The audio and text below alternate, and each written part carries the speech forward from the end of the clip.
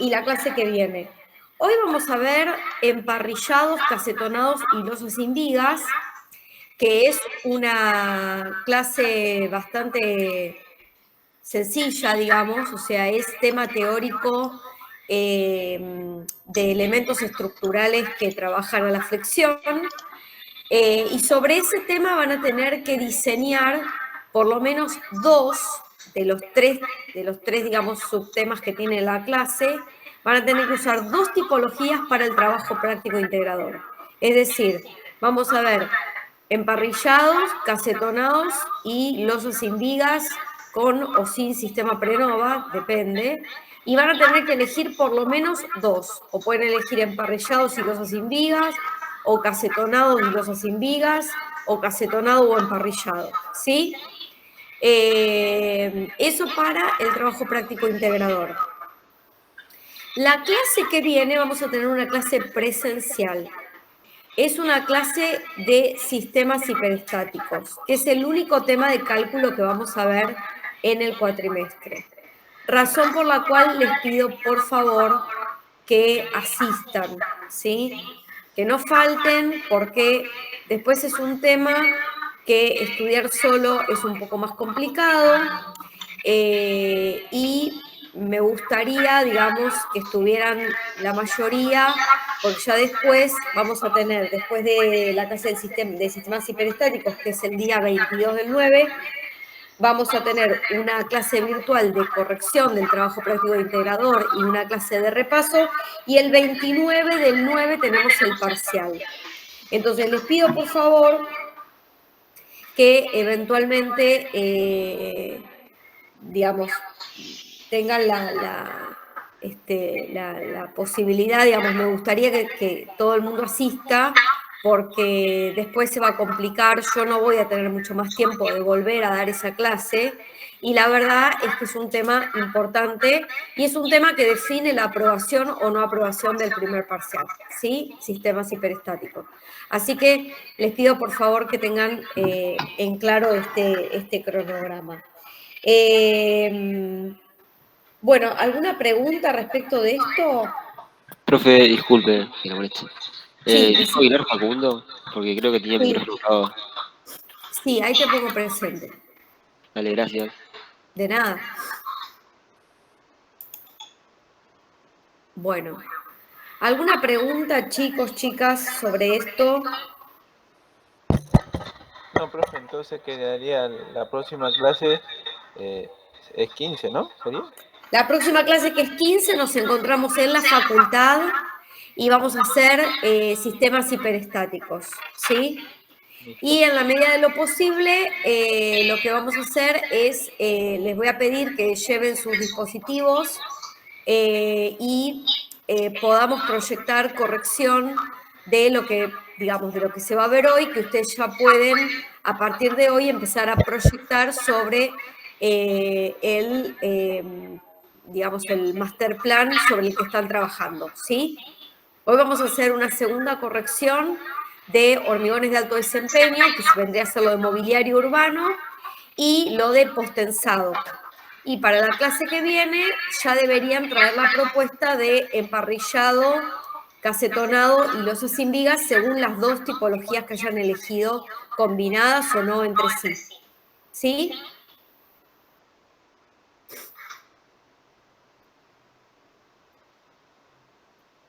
¿Se entendió? Sí, profe, genial. Sí, Bueno, listo. ¿Sabemos si Belén se va a conectar? no le llegan los mensajes, no sé si es que no tiene luz. Ah, bueno, ok. Entonces vamos a arrancar. Voy a compartir pantalla. Si después se conecta, bueno, la habilitamos. Acá.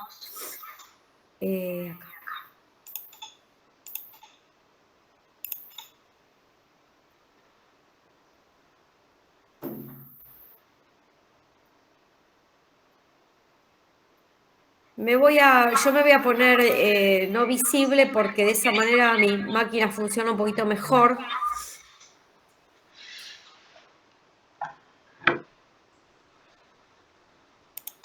Avísenme si se ve. Sí, se ve. ¿Se ve? Perfecto. Esperen que me voy a agarrar el cursor o el puntero. Ahí está. Listo. Bueno, como les decía, hoy vamos a ver un tema que en realidad se encuadra junto con los temas que ya vimos dentro de lo que son elementos que van a trabajar a la flexión, ¿sí? Solamente que en este caso son elementos superficiales, no son elementos lineales. Nosotros como elementos lineales de trabajo a la flexión, a una flexión importante o a la posibilidad de una flexión importante, vimos los postensados y los pretensados, que en general desarrollan elementos lineales. Hoy vamos a ver elementos superficiales que están compuestos de elementos múltiples y que trabajan básicamente a la flexión. ¿Se acuerdan que los elementos que trabajaban en la flexión, como en este caso los emparrillados de vigas, las losas nervuradas, en este caso casetonadas, o las losas alivianadas, después vamos a ver la diferencia entre losas alivianadas o nervuradas y losas casetonadas, y los entrepisos o losas sin vigas están dentro del tipo estructural de masa activa. ¿Qué significa el tipo estructural de masa activa? Básicamente son aquellas familias estructurales que trabajan por continuidad de masa, es decir, los vínculos que hay entre los elementos son empotramientos, y de esta manera hay una continuidad de los esfuerzos entre los elementos, ya sean superficiales, lineales o puntuales, o lineales o verticales, concentrados, digamos. Es por eso que muchas de las estructuras que hacemos de hormigón armado, que unifican, digamos, el hormigón de una losa junto con las vigas que les sirven de apoyo y las columnas, que son los puntos de conexión con las bases, terminan siendo estructuras de masa activa. ¿Por qué? Porque hay toda una continuidad que está dada, inclusive por la continuidad material, que produce que los esfuerzos se trasladen de un elemento a otro. Por eso decimos que la masa de toda la estructura o del conjunto estructural es lo que prepondera respecto del funcionamiento de los esfuerzos. El esfuerzo básico de las estructuras de masa activa es la flexión. ¿Por qué es la flexión? Porque ya que los elementos sean superficiales o lineales, estén dispuestos de manera horizontal, o sean verticales, como el caso de las columnas que pueden llegar a sufrir pandeo, la flexión es el esfuerzo más importante que van a tener que resolver. En el caso de las losas y en el caso de las vigas, lo van a tener que resolver por esta cuestión de estar dispuestos de manera horizontal y la no coincidencia de la carga concentrada, representante o equivalente a todo el sistema que no coincide con el punto de los apoyos. Y en el caso de las columnas, porque vamos a tener que constatar y verificar en el cálculo que esas columnas, si bien trabajan a la compresión, no puedan sufrir pandeo, no tengan riesgo de pandeo. ¿Por qué? Porque el pandeo también es una flexión, pero una flexión lateral, indeseable, que puede devenir en la rotura de las columnas, y ustedes saben que el colapso sería inmediato. Entonces, en la flexión, digamos, en los esfuerzos, en las estructuras de masa activa, el esfuerzo es la flexión, básicamente porque ya sea que en losas, vigas o columnas, este esfuerzo se puede desarrollar casi naturalmente, digamos. El esfuerzo de flexión, bueno, lo habíamos estudiado en su momento, cuando no coincide la carga, digamos, que tengo que distribuir, ya sea que sea uniformemente distribuida o que sea concentrada, no va a coincidir con la línea de la recta de acción de donde se aplican los apoyos. Lo que va a pasar es que esa carga con la reacción en cada uno de los apoyos va a generar un par externo que va a producir internamente un par de fuerzas de tracción y de compresión separados por un brazo elástico que van a hacer que las secciones transversales relativas roten. Y en la medida de la rotación, porque el par externo sea muy intenso y el par interno no no logre contrarrestar este giro, lo que va a suceder es que la rotación de esas secciones produzcan una deformación característica que es la curvatura de la pieza. De eso se acuerdan, ¿verdad? Todo eso es de flexión, es un tema que ya estudiamos. ¿Sí? Bien. Ahora vamos a empezar a analizar, entendiendo que todos los elementos que vamos a estudiar a partir de ahora son elementos que, digamos, que son flexionados, vamos a analizar los tipos de losas. Bueno, los tipos de losas que podemos encontrar van a tener una subclasificación o una pequeña clasificación que podemos darle nosotros en función de algunos parámetros. Por un lado está la disposición que tengan en el espacio, por otro lado está la disposición estructural, es decir, el armado que tengan, sobre todo si son losas macizas, después vamos a ver tipologías, y por otro lado, por su sistema constructivo. Dentro de estas subcategorías tenemos distintos tipos de losas. Si analizamos la disposición en el espacio, vamos a poder decir que estas losas pueden ser de entrepiso porque dividen niveles funcionales o que son de cubierta, es decir, las últimas de estas losas ya dejan de ser de entrepiso, sino que pasan a ser la cubierta total del edificio. Por otro lado, bueno, algunos edificios que se desarrollen en planta baja, por supuesto que van a tener una única losa, en el caso de que la cubierta sea un elemento plano, bueno, van a tener una única losa que va a funcionar como como losa de cubierta, ¿no? El entrepiso funcionará siempre y cuando el edificio tenga más de una planta. Después, según la disposición estructural, van a poder estar armadas en una dirección o en dos direcciones, ya sea que sean como son acá, macizas, en donde la armadura va a ir a 4 bordes o a 2 bordes, según como sea, o que sean de elementos, o sea, que sean mixtas, que sean de elementos, en donde obviamente por una cuestión de morfología y de constitución de las piezas que conforman a la losa mixta, ya vamos a saber que van a ser siempre de una única dirección. ¿Por qué? Porque yo tengo elementos lineales que voy a tener que disponer uno después del otro siempre, digamos, ¿no? Y los voy a poder poner en una única dirección. Y después por el sistema constructivo, que es lo que vemos acá, que es o bien que estén armadas en una dirección en donde hay un lado que predomina respecto del otro y entonces vamos a tomar los dos bordes de apoyo largos para poder armar la losa en el sentido corto, o que sean de dos direcciones en donde los 4 bordes van a ser bordes de apoyo y obviamente vamos a tener la colaboración del elemento plano que esté apoyando descargando los 4 bordes y no acá como tenemos en 2 bordes solo, mientras que este borde y los bordes cortos no tienen llegada de carga y no tienen elemento lineal de llegada de carga. ¿Por qué? Porque básicamente no lo necesitan. ¿Hasta ahí alguna pregunta, alguna acotación, algo que quieran comentar? No. Perfecto. Seguimos entonces. Vamos entonces ya directamente a el primer elemento estructural que vamos a estudiar, que es el emparrillado.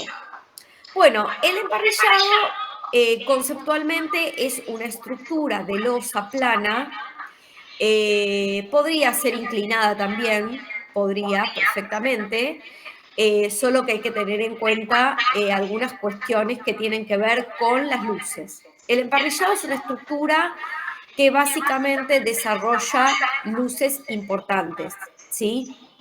¿Y por qué desarrolla luces importantes? Porque puede, como la mayoría de las estructuras. Aquellas que pueden desarrollar luces importantes van a estar utilizadas en edificios que requieran estas luces.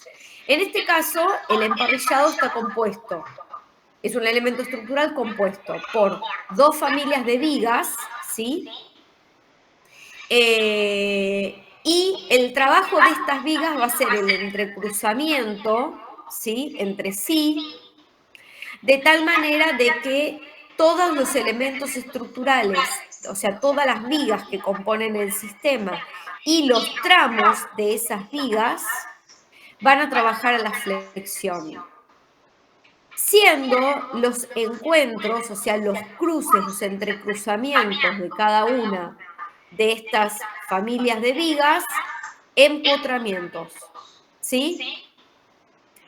Esto produce que cada uno de los tramos de vigas que se entrecruzan entre sí funcionen como un borde de apoyo.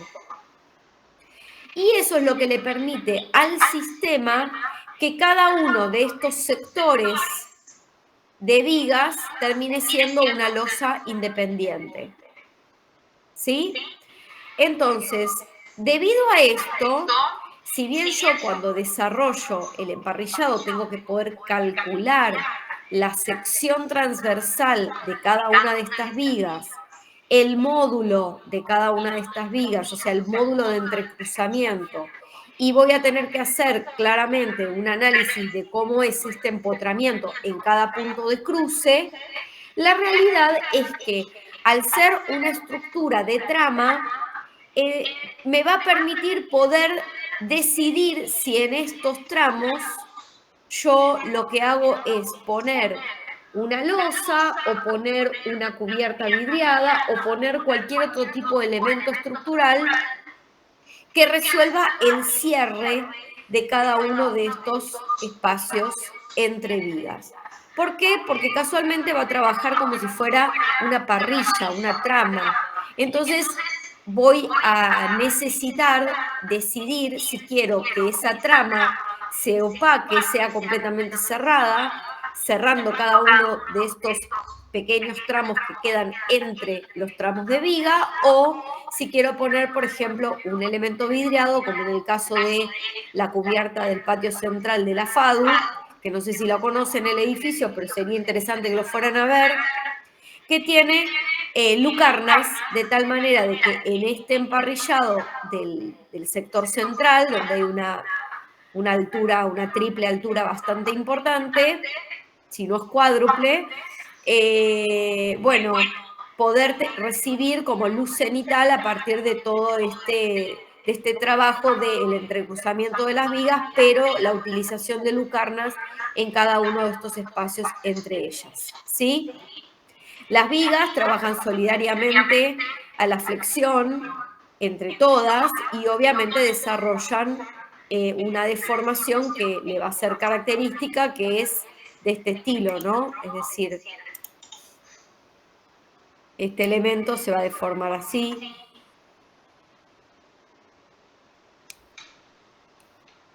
Y este elemento se va a deformar así.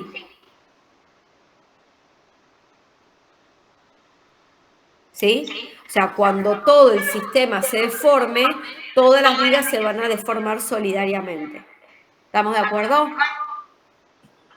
Sí, sí. Sí. Bien. Bueno, la materialidad mayoritariamente es de hormigón armado, aunque puede haber emparrillados metálicos, puede haberlos. De hecho, se me está ocurriendo que si quieren, esto anótenlo porque no lo tengo puesto en la teórica, acá en la zona norte, en un barrio privado que se llama Puertos, en la parte común, hicieron una sede del Malva, ¿vieron? El Museo de Arte Latinoamericano de Buenos Aires. Y ese edificio nuevo que hicieron ahí, que si quieren se pueden meter en internet y seguramente lo van a poder visualizar, es un emparrillado metálico. O sea, es un emparrillado de vigas metálico. Es un edificio muy sencillo y muy bonito que recomiendo que miren, porque la verdad es que sinceramente es un lindo referente. La verdad que es un lindo referente para salir, digamos, de lo que es el hormigón necesariamente, ¿sí? Anótenlo porque no lo tengo acá en la teórica y es un lindo referente que se me ocurre ahora. Es un edificio muy nuevo, se inauguró en el año 2022, La verdad que no sé quién es el arquitecto o la arquitecta que haya hecho esa obra, la verdad que no lo sé, pero sí les puedo decir que es muy interesante. Bueno, por supuesto que es muy interesante también las obras que tienen adentro expuestas, tienen, digamos, tienen una sala de muestras que va cambiando permanentemente, tienen después una sala permanente que tiene esculturas de un escultor argentino de zona norte que hace una especie de hornos de barro que son interesantísimos, y después tienen otra sala que se llama la reserva técnica, y en la reserva técnica, bueno, tienen guardadas obras que van moviendo y también se pueden hacer talleres. Es muy, muy interesante ese museo, si pueden ir a visitarlo, está acá en Escobar, ¿sí? Se puede entrar, por más que sea un barrio privado, a la zona pública se puede entrar perfectamente, y creo que la entrada es libre, así que es para aprovechar. Bueno, esto que les muestro acá es la materialidad de la cubierta que está en Ciudad Universitaria.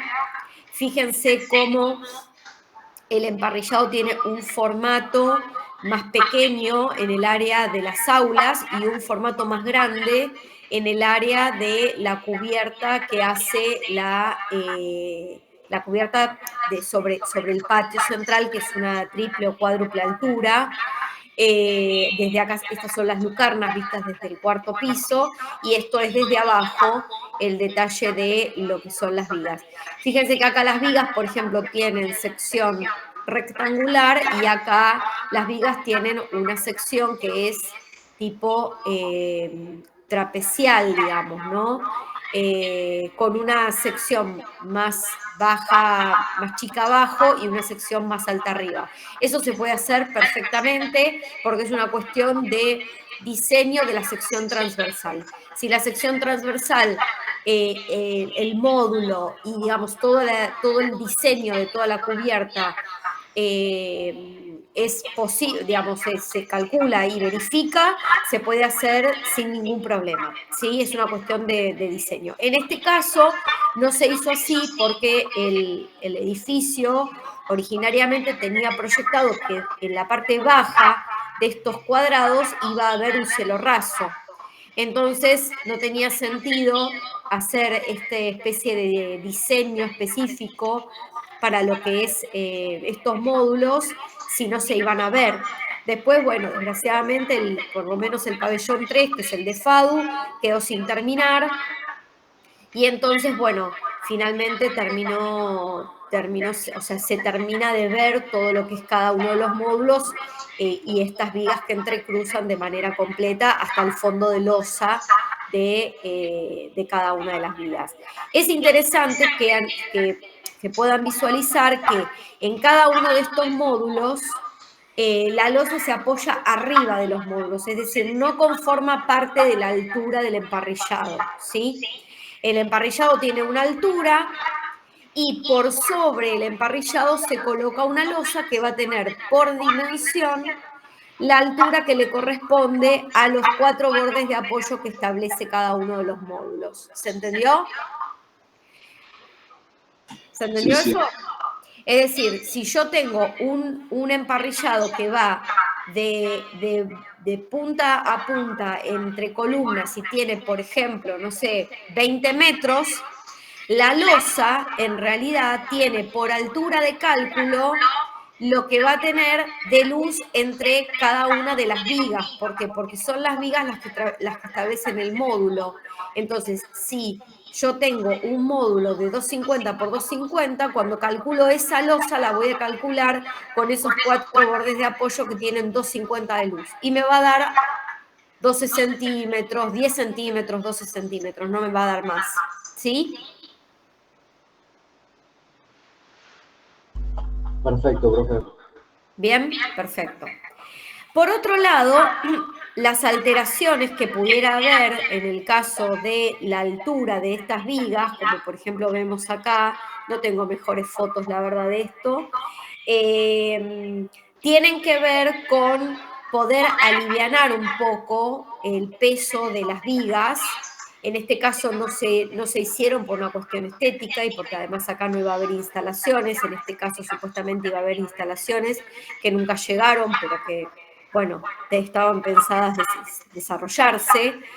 Y estos vanos se producen en el área en donde está el eje neutro, ¿sí? Es decir, cualquier alteración que yo quiera hacer para poder alivianar un sistema de emparrillado, lo voy a poder hacer solamente en el área central de la sección, o sea, de la altura de la viga del emparrillado, porque me tengo que regir con la ubicación del eje neutro, es decir, donde yo tengo el eje neutro. ¿Qué pasaba donde tengo el eje neutro, básicamente?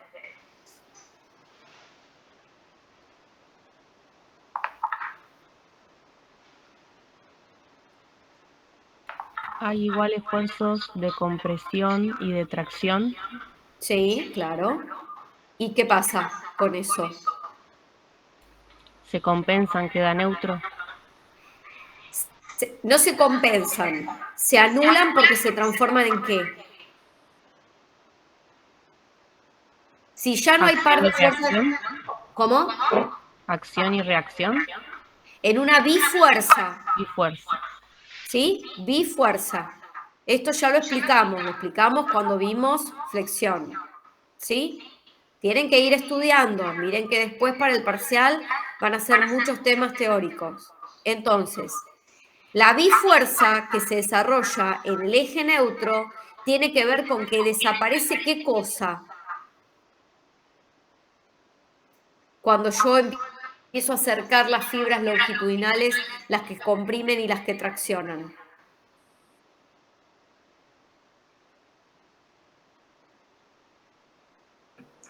No hay distancia entre las... O sea, ¿Y cómo se llama la distancia? excentricidad. No, la excentricidad es en la compresión. En la flexión, ¿cómo se llama? La flecha.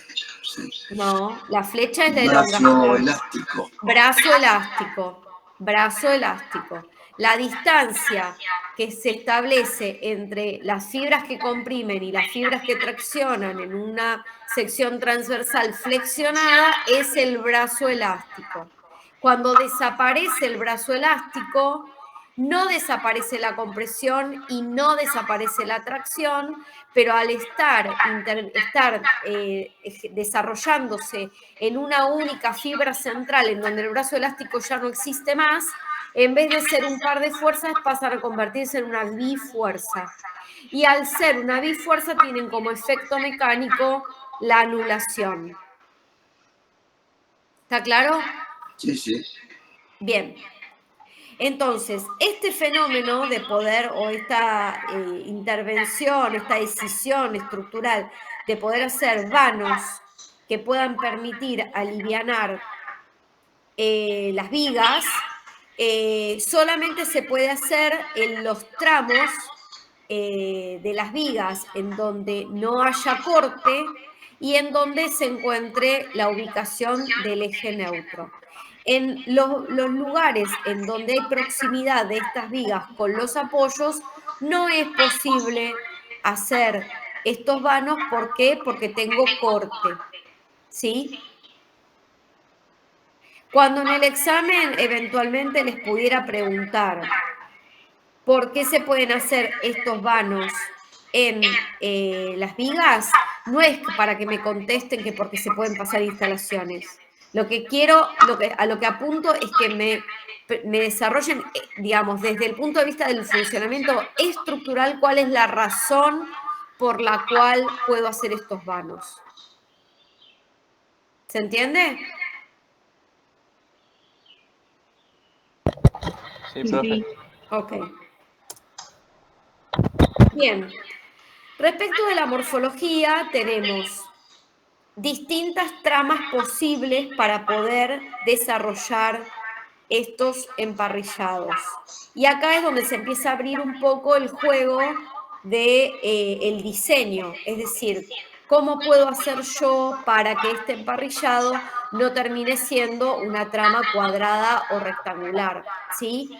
Fíjense como acá tengo una trama grande y tengo una subtrama que está generando este tipo de dibujo, ¿no? En donde tengo un módulo chiquito que me sirve de iluminación, otros módulos que tienen iluminación cenital, rectangulares y cuadrados, y después todo un borde más importante que me termina mostrando cómo las tramas se van intercalando, siendo algunas de menos altura y otras de más altura. En este caso, como las instalaciones están siendo manejadas de otra manera, quizás están siendo llevadas por las vigas, no es necesario o no fue requerimiento proyectual perforar a estas vigas para alivianarlas.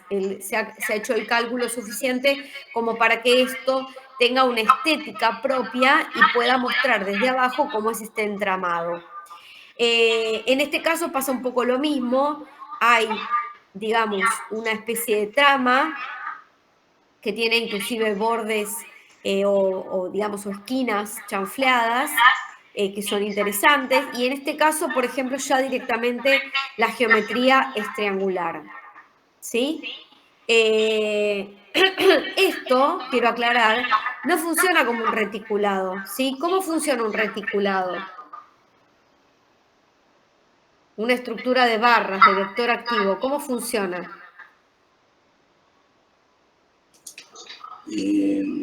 Utiliza la indeformabilidad del triángulo y transforma en tracción y compresión las cargas. Claro, exacto. ¿Y los elementos cómo son? Son pequeños elementos longitudinales. Claro, son pequeños elementos longitudinales, son barras que además están unidas por nudos que se consideran articulados, ¿verdad? Sí. En este caso, estas vigas no tienen nudos articulados, tienen empotramientos. Y además, la disposición de los triángulos es solo en planta. En vertical, los elementos no forman triángulos, forman como si fueran prismas triangulares. ¿Me explico? Es decir, se lo voy a graficar. Es decir, en este caso, en vez de ser esto, por ejemplo, una pirámide, ¿se acuerdan que el módulo de los reticulados podía ser una pirámide? Bueno, me salió mal, pero ya saben que es una pirámide, o puede ser una pirámide de base cuadrada también.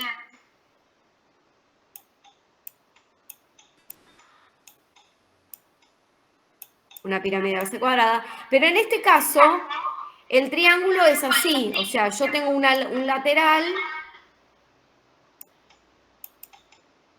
y tengo otro acá y tengo otro acá, y en realidad el triángulo lo tengo solamente en la planta, digamos, o sea, en la base y en la altura, pero después los lados son rectangulares, ¿sí? No son triángulos. Entonces, esto no constituye un reticulado, porque además de que no hay triángulos en la altura, digamos, o sea, no son todas las caras triángulos, solamente lo son en la base, lo que además está pasando es que todos los vínculos son empotramientos, no son articulaciones. ¿Está claro? ¿Se entiende la diferencia? Sí. Bien. Sí, muy bien. Es más fácil pensar que no hay reticulado en estas morfologías, ¿por qué? Porque acá tenemos cuadrados y rectángulos, ¿sí? Pero cuando vemos triángulos nos podemos llegar a confundir, pero la realidad es que lo que tenemos que analizar es cómo se desarrollan en altura y cómo son los vínculos entre los elementos, sumado a que además es de hormigón, con lo cual es bastante poco probable que sea un reticulado, porque el hormigón es muy difícil de ensamblar con nudos que tengan la posibilidad de ser una articulación, de ser apoyos fijos, ¿sí? O sea, profe, para que trabaje de esa forma tendría que tener la forma de una estereoestructura, digamos. Exactamente, y no la tiene, porque fíjate que acá vos tenés los laterales, en realidad son como rectángulos, y solamente lo que es un triángulo es la planta, y en los reticulados no tenés eso, vos tenés triángulos por todos lados, ¿sí? Sí, profe. Bien. Bueno, perdón, antes de concluir, ¿alguna pregunta sobre emparrillados? Para poder hacer una buena proyección de emparrillado como cubierta, hay que estudiar referentes, ¿sí? Hay que hacer un estudio de referentes. Hay varias obras que tienen este trabajo, así que es cuestión de hacer una pequeña investigación respecto de los referentes posibles, ¿sí? En realidad, ustedes saben que para proyectar, los arquitectos, las arquitectas no inventamos nada. Vivimos de referentes, ¿no? Pero bueno, la idea es que si bien los referentes nos pueden dar una orientación, después sepamos cuáles son las consignas que deben cumplir ciertos elementos estructurales para poder hacer nuestros propios diseños, con una referencia, pero nuestros propios diseños, ¿sí? Nuestros propios módulos, nuestras propias alturas, o sea, poder darle el carácter que nosotros queremos con una tipología estructural específica, pero teniendo en cuenta los parámetros que son necesarios, porque tenemos que cumplir con ciertas consignas, pues si no, el sistema no funciona. ¿Sí? Bien. Pasamos entonces a casetonado. El casetonado, como habíamos dicho, al principio de todo, está dentro de la clasificación de lo que son las losas alivianadas o losas nervuradas. Pero lo que tienen de diferencia con la losa nervurada simple es que en el caso de la losa nervurada tiene una única dirección, o sea, los nervios tienen una única dirección, quiere decir que es unidireccional. Van de borde a borde, generalmente a los bordes más largos, y obviamente trabajando en el borde, en el lado corto, digamos, y obviamente tienen dos bordes de apoyo. En el caso del casetonado es una losa nervurada cruzada. Entonces, funciona de la misma manera que funciona una losa nervurada en una dirección, pero solamente que considera 4 lados de borde de apoyo y no 2 únicamente. Lo que es importante es lo siguiente, que si bien yo, por ejemplo, en el emparrillado tengo, lo estoy dibujando acá arriba, ¿no? Tengo el emparrillado. Acá tengo las vigas transversales, ¿no? Y en cada uno de estos vanos yo tengo... Esperen que voy a cambiar de color. Yo tengo la losa que va por arriba, que se acuerdan que le voy a dar la altura que requiere por la luz que tiene el vano, ¿sí? O puedo tener una... Ay, perdón.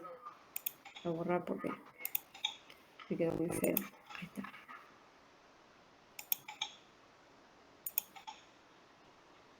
O puedo tener una lucarna, ¿sí?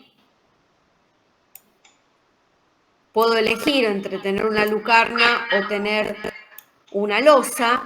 En el caso del emparrillado, del casetonado, no es así.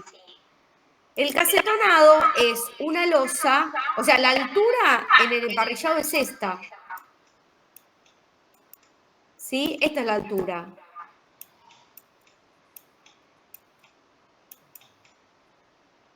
Que está determinada por la altura de las vigas. Eso es H, ¿sí? En el caso del casetonado es distinto.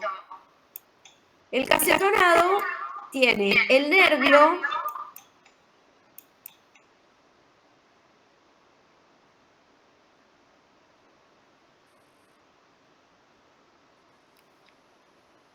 bueno, tengan contemplación de que dibujo bastante mal porque con el mouse es bastante complicado, ¿sí?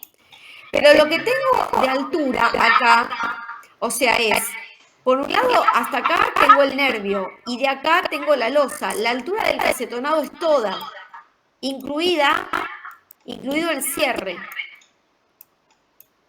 ¿sí? Esta es la altura. Y en este punto es por donde pasa el eje neutro, ¿sí? La parte de arriba comprime y la parte de abajo tracciona. Los nervios traccionan y la parte de arriba es la losa comprimida. En el caso del emparrillado, el eje neutro pasa por acá. ¿Se entiende?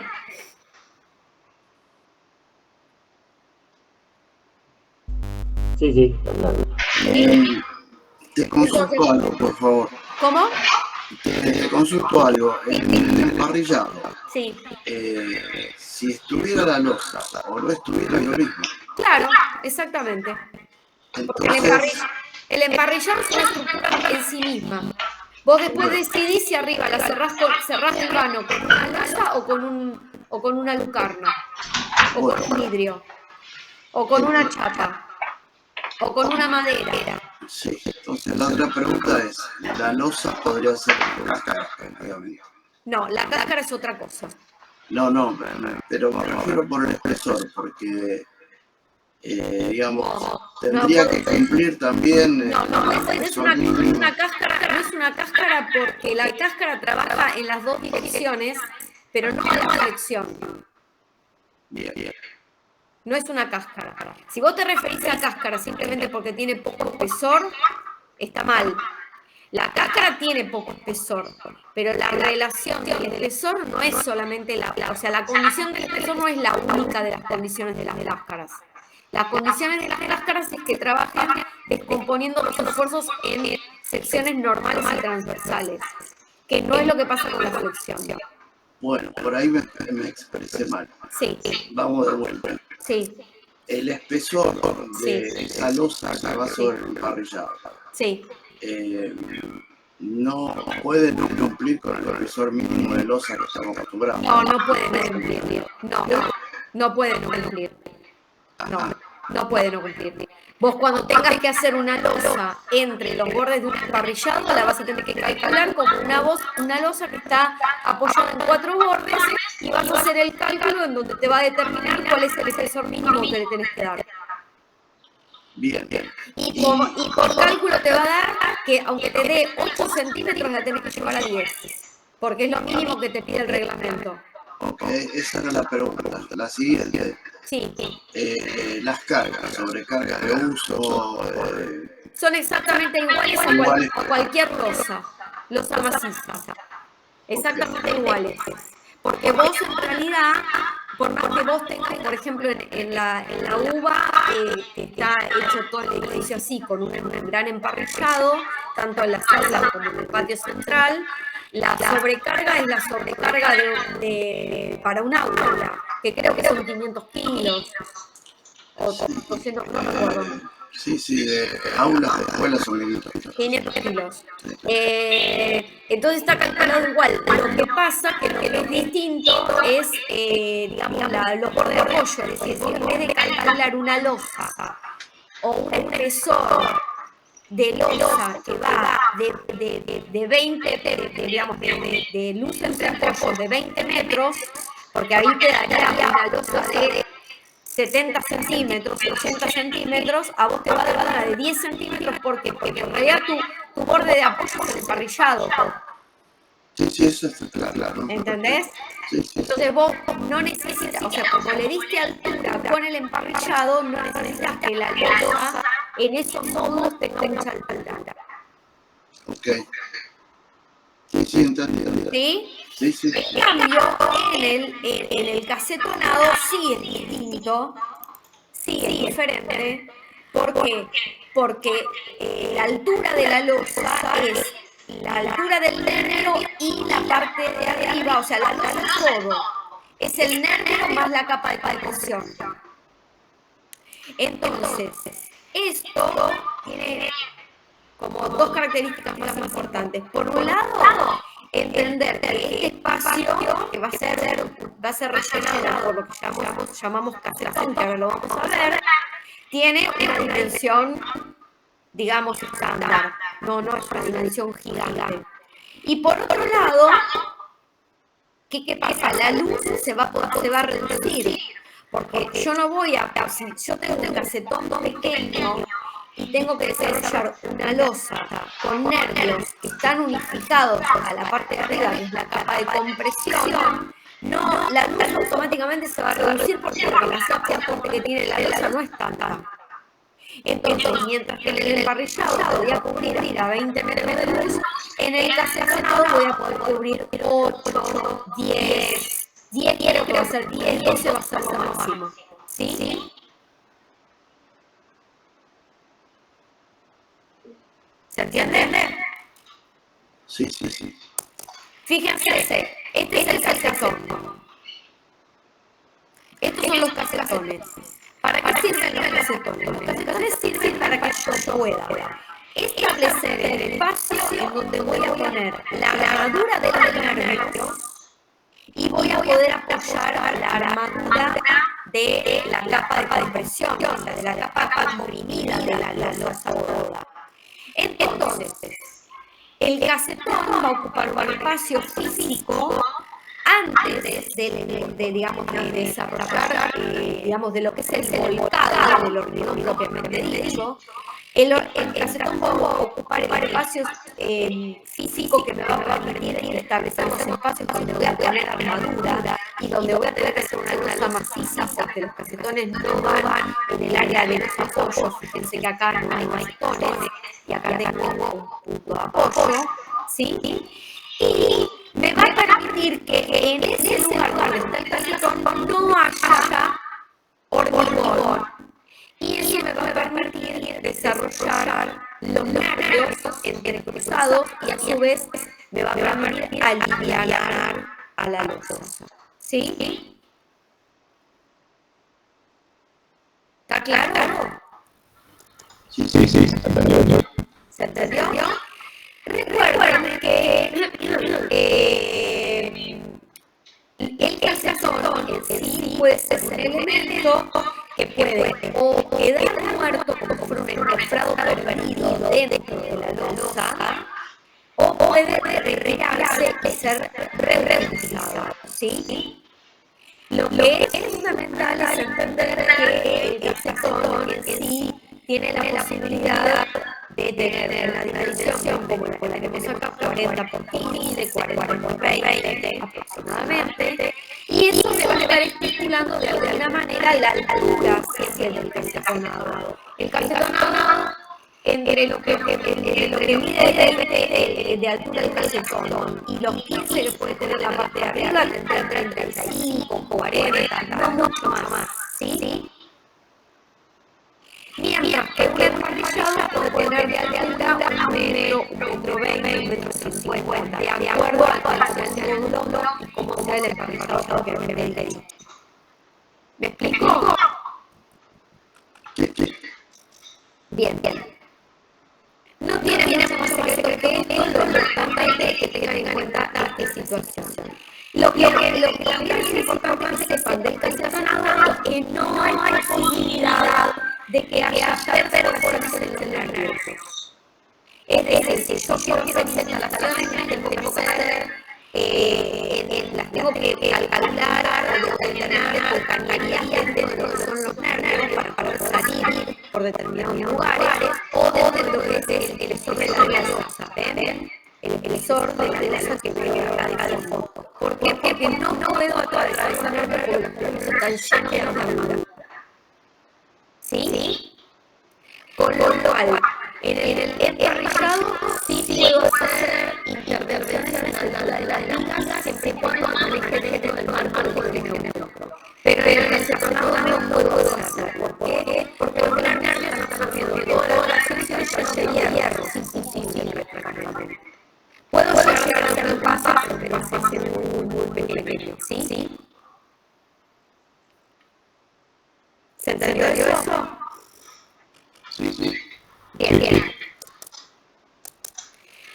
Vamos ahora entonces a los elementos estructurales de losas sin vigas, ¿sí? En realidad se llaman losas sin vigas, pero no son losas sin vigas. En realidad son los que tienen internamente a la largura que le hubiera correspondido a las vigas en el espesor propiamente dicho de la losa, ¿sí? Por lo tanto, es un sistema de mantenimiento más espesor que el espesor tradicional. Si nosotros calculamos una viga de 2 dimensiones, una dimensión, y lo que hacemos es generar el dimensionador de la armadura que va a poner en el sentido o en el otro, quizás nos puede dar, según la vida que tengamos, una losa de 10 centímetros, 2 centímetros, 15 centímetros, etc.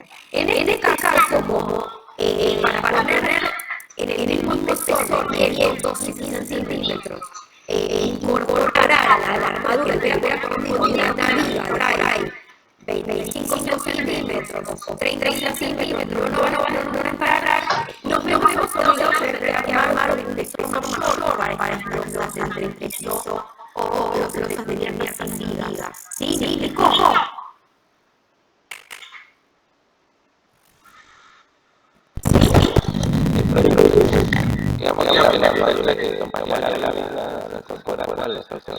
Exactamente, fíjate cómo está, imagínate que esta es la losa y acá en estas áreas están rebajadas, es donde se apoyan, donde se incorporan las armaduras que hubieran correspondido a esas vigas que conectan las columnas, pero se van a poner como en franjas en las áreas donde tienen contacto con la columna.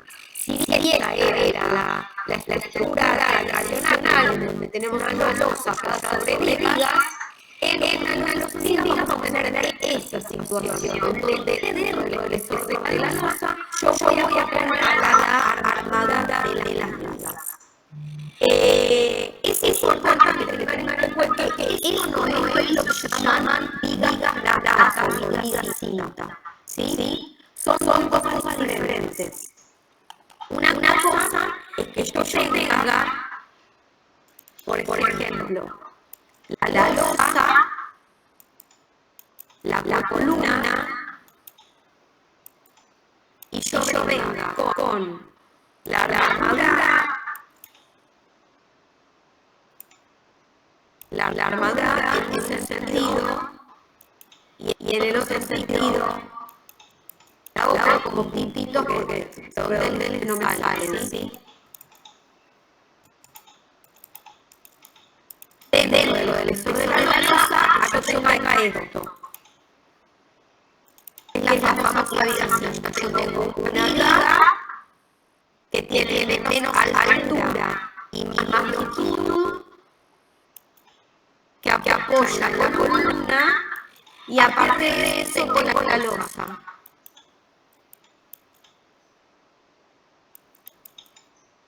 ¿Sí?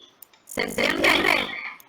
Son dos situaciones estructurales distintas. ¿Son similares? Sí, similares porque uno cuando las visualiza ve todo en conjunto unificado. Pero son situaciones estructurales diferentes. ¿Sí? Porque esta está armada con sus estribos. Acá.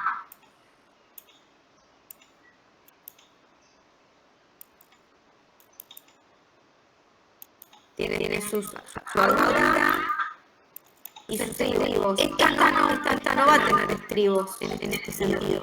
¿Se entiende la diferencia? Sí, básicamente lo mismo.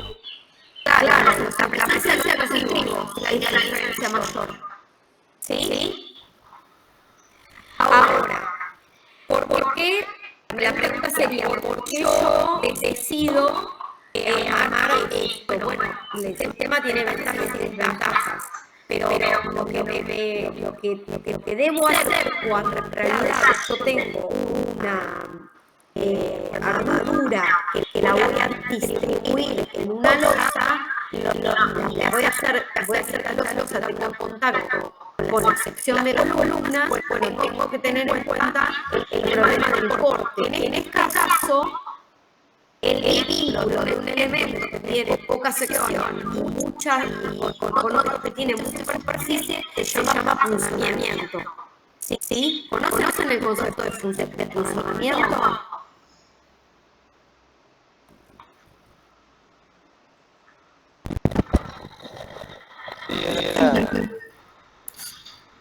Decime. Era cuando el sistema natural uno lo quiere como atravesar al otro. Claro, exactamente. Hay una relación tan disímil entre cómo es la sección de la columna, que es pequeña, respecto de la gran superficie de la losa, que podría suceder que la losa fuera atravesada por la columna. ¿Sí? Entonces, en esas instancias, el poder poner la armadura interna de todo lo que es la viga dentro del espesor de la losa y aumentar un poco el espesor de la losa evita el funcionamiento. ¿Sí? De igual manera, el funcionamiento hay que calcularlo, es decir, cuando uno hace este tipo de acciones, tiene que poder calcular si verifica o no el funcionamiento. Ese es el esfuerzo de corte, en definitiva. ¿Sí? Es por eso que en esas áreas no puede haber vanos, ¿sí? No puede haber fases fácilmente. Fíjense, acá les muestro algunas imágenes, ¿no? ¿Ven? Son esta imagen que es como la Savoir, digamos, pero no con la misma tecnología, sino con la tecnología de losas híbridas. Acá tenemos la posibilidad, a veces existe la posibilidad de que haya ábacos. Perdón, me vuelvo a la anterior porque les quiero mostrar esto. Los ábacos son la posibilidad que tenemos de poner en la finalización de la columna y en el contacto con la placa de la losa, poner un elemento estructural que llamamos ábaco, que tiene dos partes. Una parte que es la parte del ábaco y otra parte que es la parte del capitel. Que a veces puede ser una situación escalonada o a veces puede ser un elemento más homogéneo, donde no haya una distinción muy clara entre cuál es el capitel y cuál es el ábaco propiamente dicho. Pero independientemente de eso, lo importante es entender que el ábaco lo que hace es engrosar en el punto de contacto con la columna, engrosar la altura de la losa, ¿sí? Es decir, aumentar la altura de la losa. Y el capitel tiene por función ampliar la sección transversal de la columna, ¿sí? Y juntos lo que hacen es hacer que los esfuerzos se dirijan de manera horizontal a manera vertical, de una manera menos abrupta que tener esto que tengo acá, ¿no? Porque esto que tengo acá es pasar de un elemento completamente plano, que tiene una superficie, a un elemento columna que tiene una sección mucho más reducida. En cambio acá voy pasando de la placa al ábaco, del ábaco al capitel y del capitel al soporte o a la columna. ¿Sí?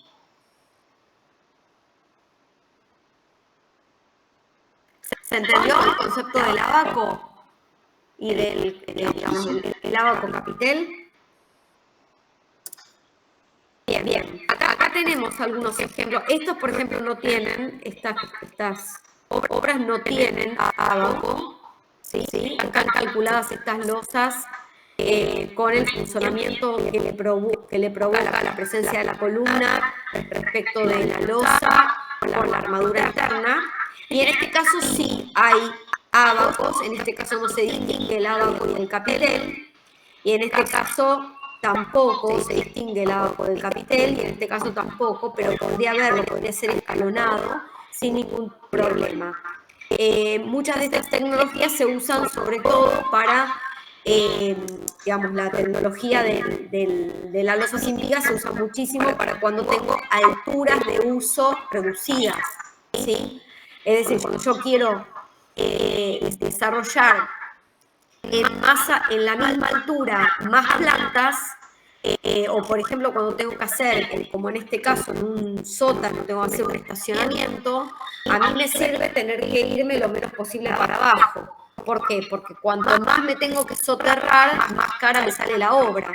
Entonces, el no tener las vigas me favorece en un montón de aspectos.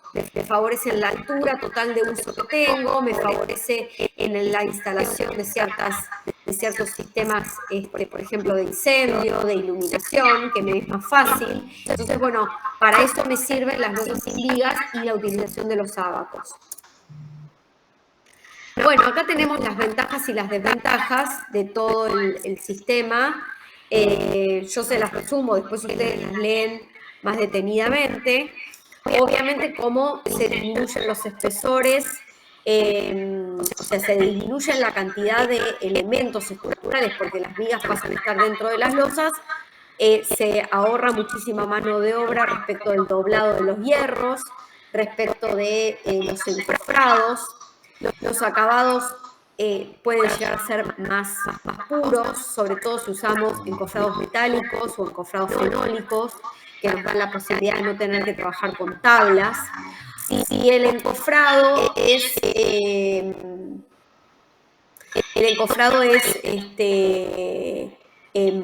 digamos, de placa, es más fácil.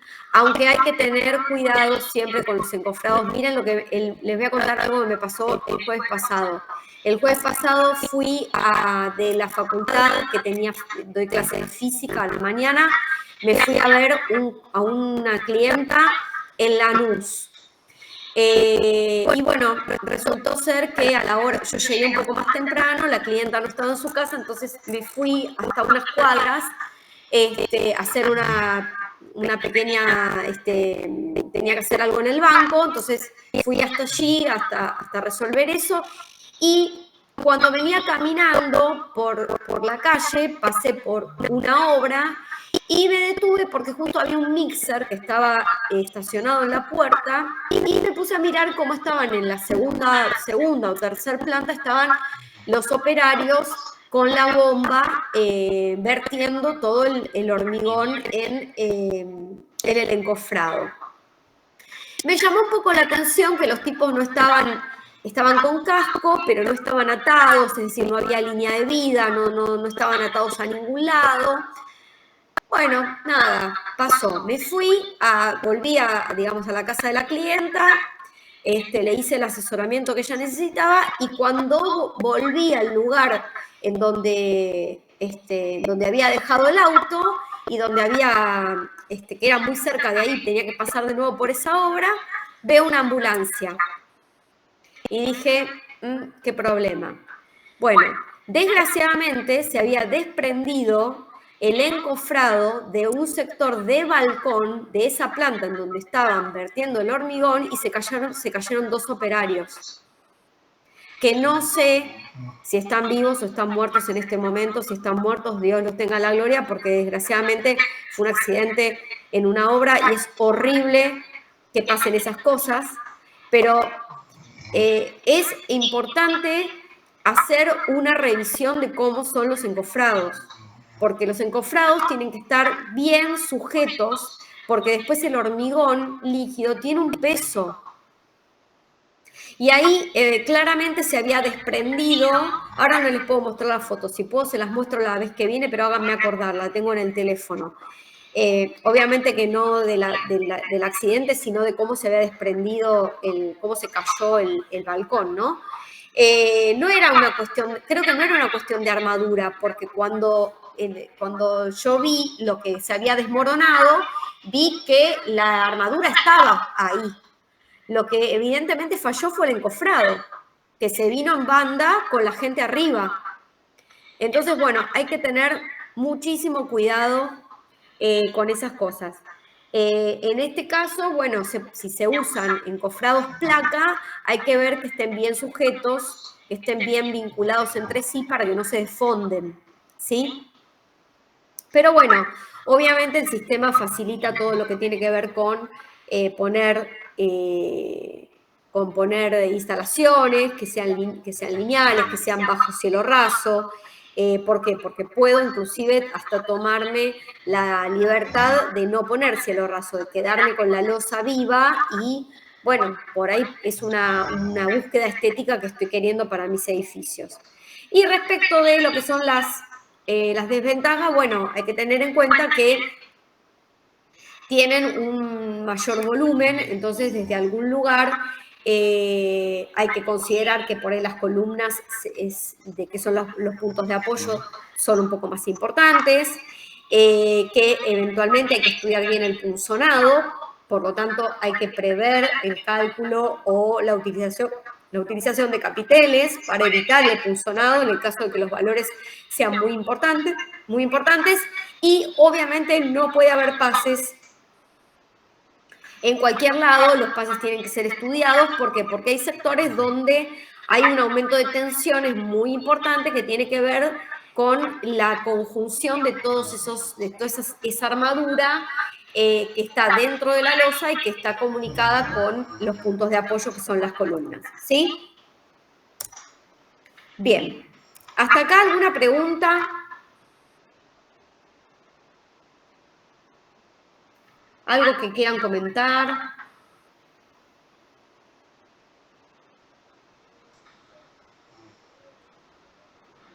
¿No? No. Bueno, seguimos. Bueno, dentro del sistema de losas sin vigas tenemos el modelo Prenova o el sistema Prenova, que ya lo deben conocer, lo deben haber visto en tecnología en alguna oportunidad. Es un sistema de losas sin vigas que lo que tiene es que las losas se calculan como losas macizas, pero en el interior, en la parte en donde casualmente en el espesor de la losa yo tengo el área del eje neutro, voy a colocar estas esferas de plástico que son huecas, o sea, no tienen peso, no tienen casi peso propio, y entonces en vez de tener como el casetón, voy a tener esta pieza metida dentro de la losa, y lo que va a hacer es alivianar a la losa propiamente dicha. ¿Por qué? Porque le va a sacar volumen de hormigón en todo lo que es la constitución propia cuando yo hago el vertido del hormigón. Es decir, cuando yo coloque las esferas y vierta el hormigón, va a haber una reducción de hasta un 30% del hormigón que necesito para llenar una losa de una altura importante, y a mí me sirve económicamente y me sirve también en los aspectos que tienen que ver con el dimensionado del resto de los elementos estructurales, porque cuando hago una losa más liviana, obviamente es menos carga muerta para soportar, y entonces obviamente se reducen columnas, troncos de columnas, bases, y obviamente las armaduras internas. El sistema se calcula como un sistema de losas macizas sin vigas, ¿sí? Es decir, en el CIRSOC la losa se calcula de la misma manera que cualquier losa maciza, solamente que lo que cambia es el peso propio. ¿Por qué? Porque el peso propio está reducido en función de la utilización de los sistemas, de los discos. En cuanto a la disposición espacial, hay una doble malla de repartición, arriba y abajo, ¿sí? ¿Por qué? Porque las esferas necesitan la contención de estar encastradas en una doble trama, y los espesores van a estar dados en la medida de cómo sean las alturas de esos discos o esas esferas. Hay de 15 centímetros, de 18, de 20. Cada uno va a elegir en la altura del disco que le convenga en función de lo que tenga que desarrollar o la altura de losa que le dé por cálculo. De todas maneras, también en estas losas hay que tener en cuenta, por ejemplo, las instalaciones, cómo las vamos a armar, dónde las vamos a disponer. No es necesario que cada uno de los cuadrados de entrelazamiento de la armadura de repartición tenga por debajo una esfera o un disco. Eso se puede ir manejando, digamos, aleatoriamente, no cambia demasiado. Obviamente sí, los discos no se van a poner en los lugares donde hay columnas, o sea, no se aliviana la losa bajo ningún sistema en donde hay columnas porque no toleran el corte, entonces no hay forma de poner discos. Pero sí se pueden poner caños de sacrificio, caños camisa o cañerías de sacrificio para poder poner las instalaciones y tener que intervenir lo menos posible en perforaciones o vanos, ¿sí? Fíjense que se pueden hacer plateas, ¿sí? Siempre y cuando no haya esferas en los puntos de apoyo, se pueden hacer losas de entrepiso, se pueden hacer losas sobre pilotes, o sea, losas de submuración. Se pueden hacer tabiques de submuración también, o sea, estos se usan con hormigones unitados, es decir, se colocan las doble malla, se colocan las esferas y después se proyecta el hormigón unitado y se constituye perfectamente por cálculo de esas paredes de submuración. Fíjense acá, esta es una losa de subpresión que tiene el nylon por debajo para protegerlo de, digamos, de la humedad, y después la doble malla y las esferas.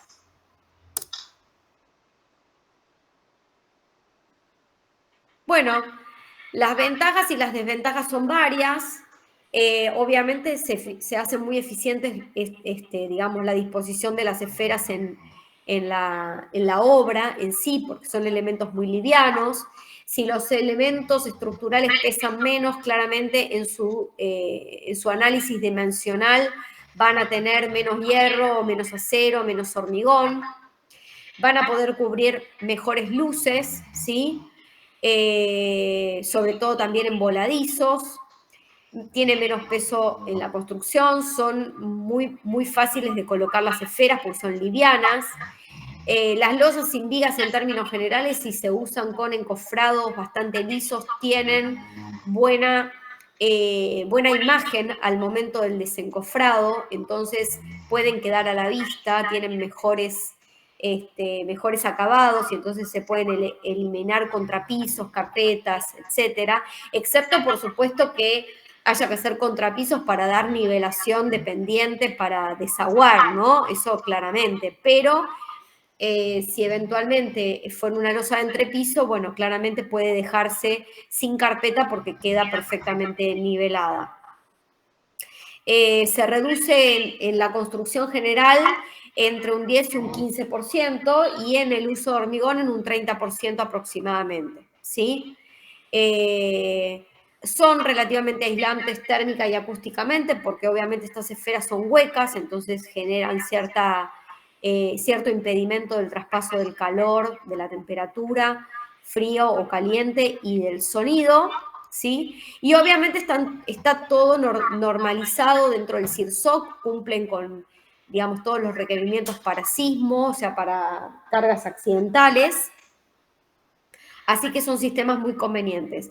Lo que hay que tener en cuenta es que es un sistema patentado, ¿sí? Y por lo tanto, todos los procedimientos tienen que cumplir con esas normativas, porque si no son difíciles de aplicar en programas funcionales de diversas características.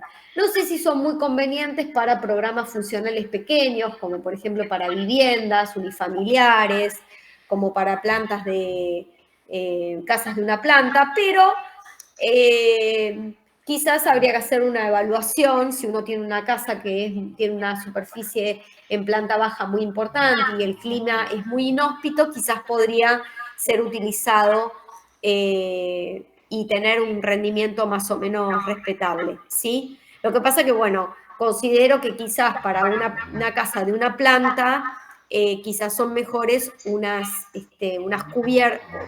sistema de cubiertas que fuera que rinda más, digamos, ¿no? Que tenga mejor rendimiento estructural, rendimiento económico, etc.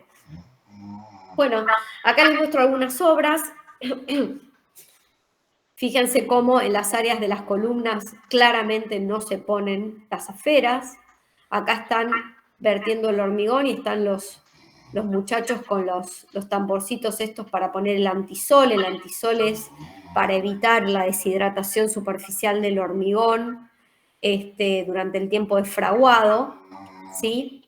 Fíjense cómo acá, por ejemplo, no están puestas muy prolijamente, pero no pasa nada, o sea, no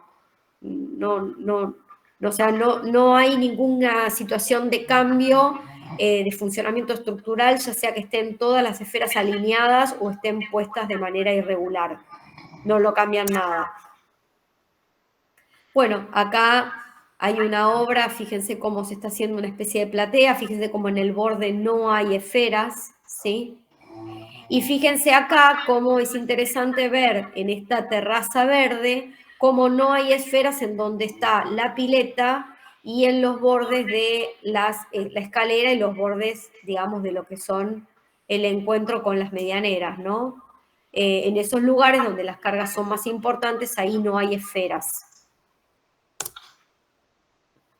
Y bueno, después tenemos acá otras obras, también hay esferas de distintos colores, eso tampoco cambia en nada, la capacidad estructural que puedan tener, eso depende de la provisión, a veces hay tandas que son de un color, tandas que son de otro, no pasa absolutamente nada. Y acá vemos cómo se acopian, es muy fácil acopiarlas, además es un material que no se pudre, no se altera con el paso del tiempo, bueno, muy resistente, así que es interesante para poder ser utilizado. ¿Sí? Creo que esta es la última. Sí, es la última. ¿Alguna pregunta, alguna inquietud, algo que quieran comentar?